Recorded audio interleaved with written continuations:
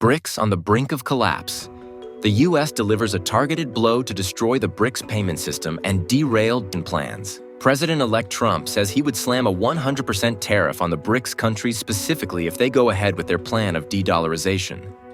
President-elect Trump is vowing to impose 100% tariffs on BRICS nations unless they commit to not developing a new currency. But that is not the only hot news right now. Russia's Gasprombank was also hit with several sanctions that could lead to a collapse of the Russian economy. But in a surprising twist, President Vladimir Putin seems to have found a new loophole to escape these sanctions. What are these loopholes? Keep watching to find out. As 2024 comes to a close, we are seeing a lot of movements in international politics that would shape 2025 dramatically. In 2014, Russia developed an international payment settlement system called the System for Transfer of Financial Message, or SPFS. This is Russia's alternative to the Society for Worldwide Interbank Financial Telecommunication, also known as SWIFT system. SPFS was created in response to potential disconnection threats from SWIFT, aiming to ensure the continuity of financial transactions within and beyond Russia's borders. Interestingly, what started as a project to protect Russia has now become a potential contender for SWIFT and could be the platform for the BRICS payment system. Functionally, SPFS mirrors SWIFT by providing a secure channel for exchanging electronic financial messages. Operating 24 hours every day, it facilitates transactions among its participants, which include Russian financial institutions and a growing number of foreign entities. As of January 2024, SPFS had expanded its reach to 20 countries, encompassing 557 banks and companies, with 159 being non-residents. This is where there is a problem. As many countries join, it becomes even more realistic that they could abandon the US dollar. The expansion of SPFS has raised concerns among Western nations, particularly the United States, regarding its potential use in circumventing international sanctions. In November 2024, the U.S., the Department of the Treasury's Office of Foreign Assets Control, OFAC, issued an alert explaining the sanctions that could be slammed on foreign financial institutions joining SPFS. OFAC cautioned that participation in SPFS could be viewed as a red flag, potentially leading to sanctions under Executive Order 14024, which targets entities operating in the Russian financial services sector. For banks considering collaboration with SPFS, the implications are significant. Engaging with the system may expose institutions to U.S. sanctions, restricting their access to the international financial system and complicating cross-border transactions. The U.S. has demonstrated a commitment to curtailing Russia's financial networks, as evidenced by the recent sanctioning of Gasprombank and over 50 other Russian financial institutions. This goes way beyond Russia. The bigger target is the BRICS bloc. Could these sanctions end the BRICS plan towards de-dollarization? Newly elected President Trump is making it clear that he would not allow the BRICS nations to carry out their de-dollarization plan. There is no chance that the BRICS will replace the U.S. dollar in international trade, and any country that tries should wave goodbye to America. The U.S. dollar has long enjoyed its position as the world's primary reserve currency, a status that grants the United States unparalleled economic and geopolitical leverage. However, recent developments within the BRICS bloc, which has expanded to include Egypt, Ethiopia, Iran, and the UAE, pose a direct challenge to this dominance. With its growing influence, the BRICS alliance is advancing ambitious plans to de-dollarize global trade, prompting strong responses from Western leaders. Trump's rhetoric shows the strategic importance of the dollar to U.S. economic dominance. This combative stance also reveals the U.S.'s anxiety over a potential shift in the global financial order. But it also risks escalating tensions with some of the world's most populous and resource-rich nations. This is a concern expressed by Fed Governor Christopher Waller. Trump's approach may get domestic support, particularly from industries concerned about competition from BRICS nations. However, it could also deepen existing fractures in global trade relations. The BRICS bloc is unlikely to bow to such threats, especially as its members increasingly view financial independence as a necessity rather than a choice. The U.S.'s reliance on tariffs and economic penalties may only reinforce the BRICS narrative that the current dollar-dominated system is controlling and exclusionary. The inclusion of Iran, Egypt, Ethiopia, and the UAE into the BRICS coalition marks a significant milestone in the bloc's evolution because it shows how strong the bloc is becoming. With these additions, BRICS now represents 45% of the global population and is projected to account for 38% of global GDP by 2028, overtaking the G7. This economic shift signals a redistribution of global power toward emerging markets, which collectively boast abundant natural resources, manufacturing capacity, and consumer markets. The expansion also enhances BRICS' geopolitical influence. For instance, Iran and the UAE bring critical energy resources, while Ethiopia represents a growing hub in Africa's economic transformation. As these nations work together around shared goals, the group's potential to challenge Western-led institutions such as the IMF and World Bank becomes increasingly possible. Yet, this unity is far from guaranteed. Internal differences among BRICS members, including divergent political systems and economic priorities, could hinder cohesive action, as Bloomberg's Avril Hong explains. Yeah, I think that's why, even though you've been seeing China making inroads of sorts in getting the use of its local currency up there, this is something that's coming at the expense of other local currencies. It's not coming at the expense of the greenback. BRICS have a big problem in their hands of choosing a central currency. The Chinese yuan has gained a lot of prominence so far, but then it also puts other currencies of the BRICS bloc in danger. If successful, these efforts could redefine global trade dynamics. A reduced dependency on the dollar would weaken U.S. leverage in global markets, potentially leading to greater multipolarity in international relations. However, achieving widespread adoption of a BRICS currency or payment system is no small feat. Trust, liquidity, and the establishment of robust financial infrastructure will be critical challenges. Moreover, many nations may hesitate to fully abandon the dollar, given its entrenched role as a stable and liquid global currency. Even Russia's president has come out to say he does not intend to abandon the US dollar. So, will BRICS nations succeed in convincing other countries to embrace their alternatives?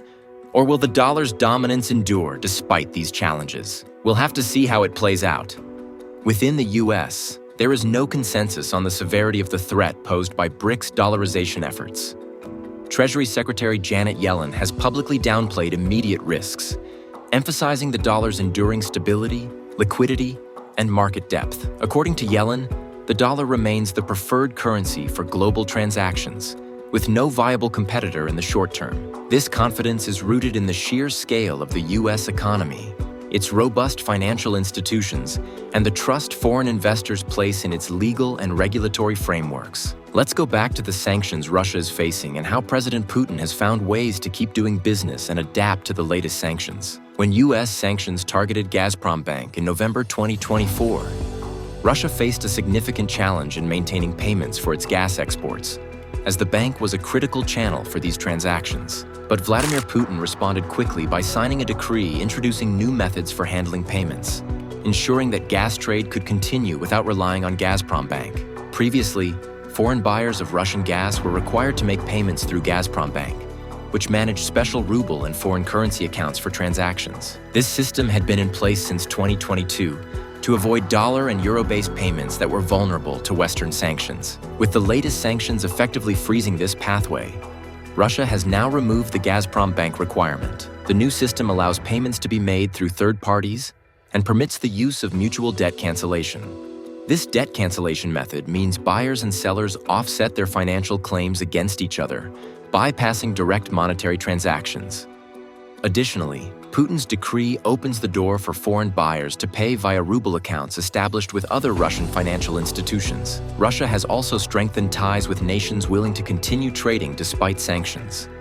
Hungary, Serbia, and Slovakia remain key European customers, relying on Russian gas for their energy needs. These countries have negotiated terms to continue payments using alternative methods, such as barter arrangements or via banks not yet targeted by sanctions. For instance, Hungary sought an exemption to allow limited use of Gasprombank for specific transactions. Turkey, another significant partner, has expressed interest in deepening economic cooperation with Russia, exploring gas trade agreements denominated in rubles or alternative currencies. These partnerships demonstrate Russia's ability to find allies, even as Western powers tighten sanctions. Interestingly, European countries are ready to cooperate with Russia to make sure they can keep getting cheap Russian gas. This is something President Trump is most likely going to stand strongly against because he thinks the EU should be buying their gas from the United States and not Russia. President Donald Trump, who even before the war, when he was president, would lambast the Germans consistently, saying that he thought it was totally inappropriate that they were buying so much gas from the Russians and that they should be buying it from the United States.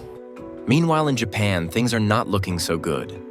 Japan's Prime Minister Shigeru Ishiba is rolling out an ambitious stimulus package worth 39 trillion yen, which is approximately 250 billion. This economic plan is designed to address Japan's economic stagnation and rising inflation. The proposal includes direct cash transfers to households, raising income tax thresholds, and subsidies for key utilities like electricity, gas, and fuel.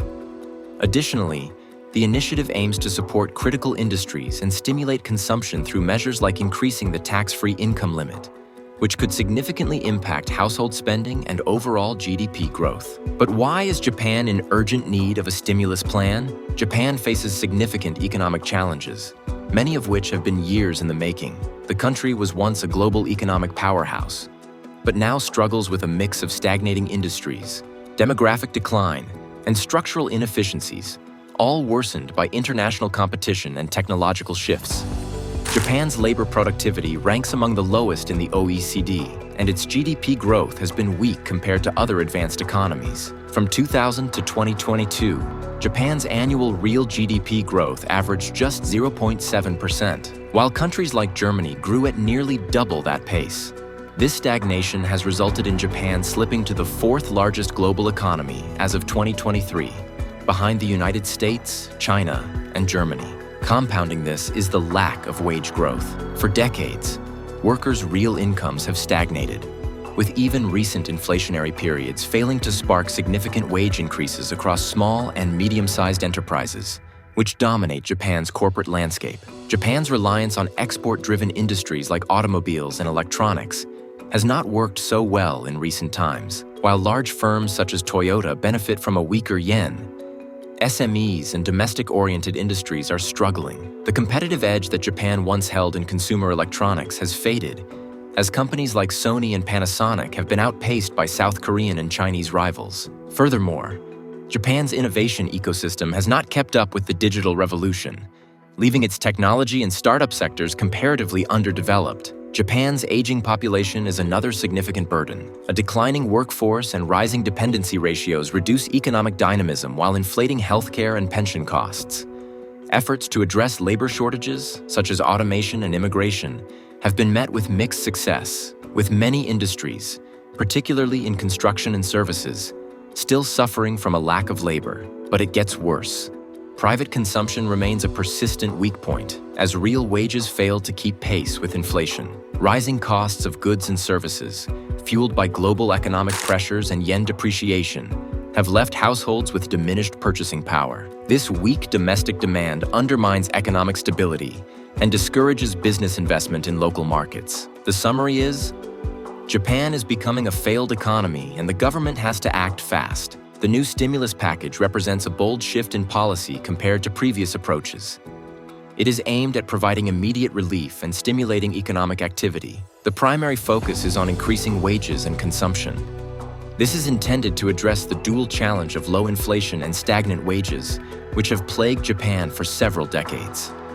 The plan has the potential to revitalize the economy and lead it into a more dynamic phase. Sounds good on paper, but will it work? The plan is not without its risks. Japan's debt-to-GDP ratio is over 250%, raises concerns about the long-term sustainability of such spending. Critics argue that this level of debt could limit future fiscal adjustments and strain public finances. Furthermore, raising wages without corresponding productivity increases may lead to a wage-price spiral that will worsen inflation rather than stabilizing it. The devaluation of the yen, driven partly by fiscal expansion, could also increase import costs, further fueling inflation and potentially undermining consumer confidence. It's not looking good, but at least the government is trying to make an effort which everyone hopes would solve some of the problems. With so much happening on the global stage, staying informed can be overwhelming. That's why you need to subscribe to this channel. We simplify the headlines and break down the complexities, giving you clear insights to understand what's really going on in the world. See you in the next video.